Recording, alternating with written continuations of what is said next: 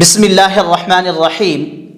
آپ خود کیسے پتہ لگا سکتے ہیں، خود کیسے چیک کر سکتے ہیں کہ آپ کے اوپر جادو ہے یا نہیں ہے؟ جب انسان طرح طرح کی پریشانیوں میں گرفتار ہونے لگتا ہے، مصیبتوں میں پھنسنے لگتا ہے، تو اس انسان کے ذہن و دماغ میں طرح طرح کے خیالات آ جاتے ہیں کہ پتہ نہیں فلاں رشتہ دار نے جادو کروا دیا کیا، فلاں دوست نے جادو کروا دیا کیا، فلاں نے ایسے بہت سارے خیالات آتے ہیں۔ جب ان خیالات کو لے کر کسی عامل کے پاس جاتے ہیں تو ان خیالات میں وہ عاملین کیا کرتے ہیں، اور بھی ہوا دے کر اس انسان کو اور بھی الجھا دیتا ہے کہ جناب آپ کے اوپر تو آپ کے قریبی کسی رشتہ دار نے آپ کے اوپر سخت خطرناک قسم کی جادو کرایا ہوا ہے، جس سے آپ کو خطرناک قسم کا نقصان ہوگا، ہو سکتا ہے کہ آپ ہلاک ہو جائے، برباد ہو جائے۔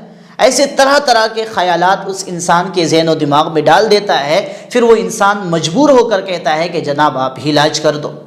علاج کروایا، کچھ فرق نہیں پڑا۔ کہ اس دنیا کو اللہ تبارک و تعالیٰ نے بنا کے جادوگروں کے رحم و کرم پہ چھوڑ دیا کہ بار بار ہمارے اوپر جادو ہوتا رہے؟ کہ اللہ تعالیٰ نے جادوگروں کو یہ کہہ دیا کہ جادوگروں چلاؤ تم اپنے خواہش کے مطابق اس دنیا کو؟ بالکل ایسا نہیں ہے۔ ہم کچھ بھی پریشانی میں مبتلا ہو، ہم یہ تصور کر لیں کہ جادو ہے، ایسا تو نہیں ہوتا۔ جادو اتنی آسانی سے نہیں ہوتی کسی بھی مسلمان، کسی مومن کے اوپر۔ تو آپ جانیے کچھ علامات جن کے اندر بھی 50% یہ علامات پائی جائیں تو سمجھے ان کے اوپر جادو ہے، اور بہت ہی آسان علاج ہے اس کا۔ کچھ ہی دنوں میں آپ کے جسم میں جتنے بھی جادو ہوں گے، اثرات ہوں گے، وہ تمام کے تمام جل کر راکھ ہو جائیں گے، ختم ہو جائیں گے، اور آپ کو بہت ہی جلد شفا ملے گی۔ تو آپ کو کرنا کیا پڑے گا وہ بھی جانیں گے۔ سب سے پہلے آپ جانیں کہ یہ علامات، جادو کی علامات کیا ہے، وہ جانیے۔ 50% آپ کے اوپر یا آپ کے گھر والوں میں کسی کے اوپر بھی علامات پائی جائے تو آپ سمجھے کہ یہ جادو ہے یا کچھ اثرات ہے۔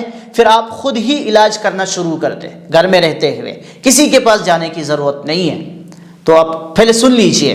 نمبر 1، سب سے پہلی چیز جو ہے نا، گھر سے کپڑوں یا چیزوں کا غائب ہونا، کپڑوں کا پھٹا ہوا ہونا، یا جیسے قینچی سے کاٹے گئے ہو۔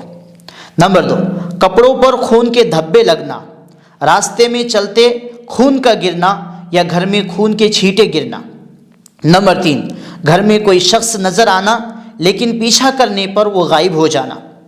نمبر 4، خواب میں کسی شخص سے جھگڑا ہونا اور صبح اٹھ کر جسم پر چوٹ کے نشانات پانا۔ نمبر 5، خواب میں اکثر ڈر لگنا اور ایسے معلوم ہونا کہ جیسے کوئی پورے جسم پر بوجھ ڈال رہا ہے اور بہت طاقت لگانے کے باوجود اٹھ نہ پانا۔ نمبر 6، گھر سے تعویذات کا نمودار ہونا، تعویذات کا ملنا یا کسی پتلے وغیرہ کا ملنا جس پر سوئیاں چبھوئی ہوئی ہو۔ نمبر 7، مسلسل بیمار رہنا اور جب ڈاکٹر سے رپورٹ کروانا ہو تو رپورٹ بالکل نارمل آنا، ٹھیک آنا۔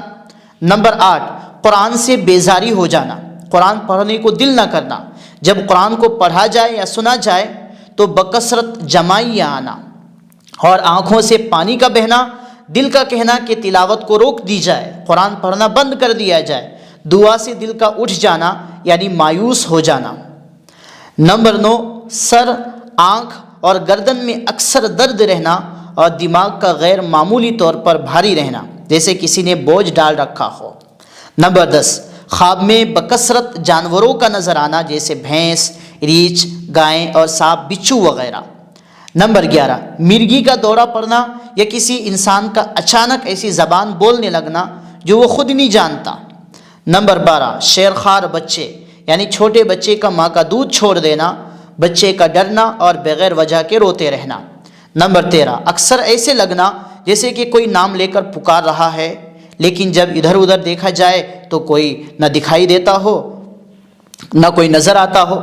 نمبر 14، بچے کا بار بار پیدائش سے پہلے ہی جان دے دینا یا پیدا ہونے کے بعد چند روز میں، کچھ دنوں میں سوکھ کر ختم ہو جانا۔ ایک چیز ہمیشہ یاد رکھیے کہ جادو اللہ کے حکم سے باہر نہیں ہے، بس اللہ تبارک و تعالیٰ کی طرف سے ایک ڈھیل ہے۔ جادوگر، جن و انس اپنے مکاری میں کامیاب تو ہو جاتے ہیں لیکن ہمیں اس کا علاج کروانا چاہیے قرآن اور حدیث شریعت کی روشنی میں، جیسا کہ اللہ کے نبی صلی اللہ علیہ وسلم نے بتایا ہے۔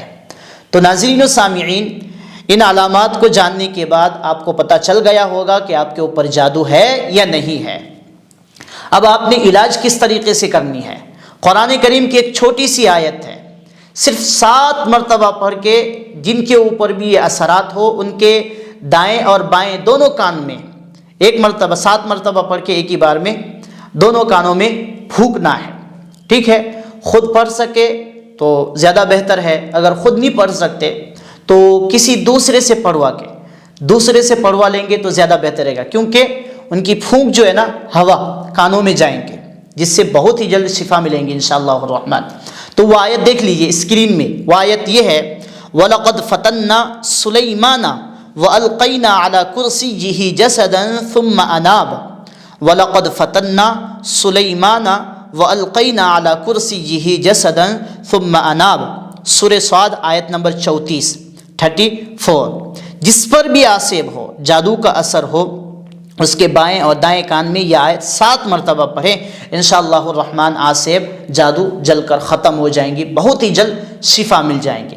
اس کے ساتھ ساتھ دوسرا عمل جو آپ نے کرنا ہے جس سے آپ کو اور بھی زیادہ رزلٹ ملے گا اور آپ کے گھر سے جادو وغیرہ کا صفایا ہو جائے گا، سورہ یاسین آیت نمبر 1 سے آیت نمبر 12 تک 7 مرتبہ پڑھنی ہے، 7 مرتبہ سورہ یاسین آیت نمبر 1 سے آیت نمبر 12 تک 7 مرتبہ پڑھنے کے بعد 3 مرتبہ آیت الکرسی پڑھیے، 3 مرتبہ سورہ فلق، 3 مرتبہ سورہ ناس پڑھ کے پانی پہ دم کیجئے، اس پانی کو پیجئے، اپنے اوپر چھڑکیے اور اس پانی کو اپنے گھر کے سب کونوں میں، سب دیواروں میں، چھتوں میں چھڑک دیجئے اچھی طریقے سے۔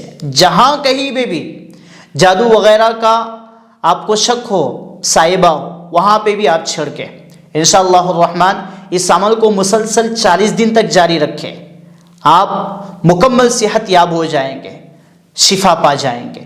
اس عمل سے خود بھی فائدہ اٹھائیں ان چیزوں سے، اور اس ویڈیو کو شیئر کر کے دوسروں کو بھی فائدہ اٹھانے کا موقع دیجیے۔ کہ اللہ تبارک و تعالیٰ نے اس کائنات کو بنا کے، اس دنیا کو بنا کے جادوگروں کے رحم و کرم پہ چھوڑ دیا کہ جادوگروں تم اپنی مرضی کے موافق اس دنیا کو چلاتے رہو، جس کو چاہو نقصان پہنچاؤ، جس کو چاہو فائدہ پہنچاؤ۔ کیا ایسا ہے؟ بالکل ایسا مت سمجھیے۔ اللہ تبارک و تعالیٰ کے اختیار میں ہے یہ جادو وغیرہ سب، لیکن یہ اللہ تبارک و تعالیٰ کی طرف سے ایک ڈھیل ہے۔ جب اللہ تبارک و تعالیٰ ایسے لوگوں کی پکڑ فرمائیں گے نا، تو اتنی سخت اور خطرناک پکڑ فرمائیں گے تو ان کو بچانے والا کوئی نہیں ہوگا، ان کی جادو بھی کام نہیں آئے گی، یہ نہ دنیا کے رہیں گے اور نہ آخرت کے، ہمیشہ ہمیش کے لیے جہنم میں دھکیل دیے جائیں گے۔